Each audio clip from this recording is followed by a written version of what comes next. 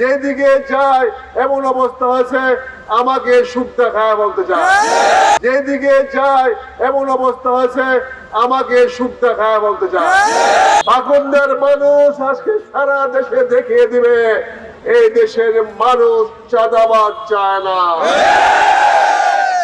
এই দেশের মানুষ ধান্দাবাজ চায় না, এই দেশের মানুষ দখলবাজ দুর্নীতিবাজ সন্ত্রাসী চায় না, টেন্ডারবাজ চায় না, বালুখোর চায় না।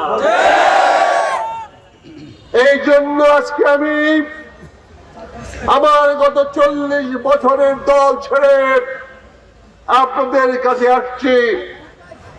আমি সেখানে দেখেছি এমন অবস্থা, আমার যেদিকে যায় এমন অবস্থা হয়েছে আমাকে সুখ দেখায় বলতে চায়। এই খাওয়ান্দা পার্টির থেকে আমরা মুক্তি চাই।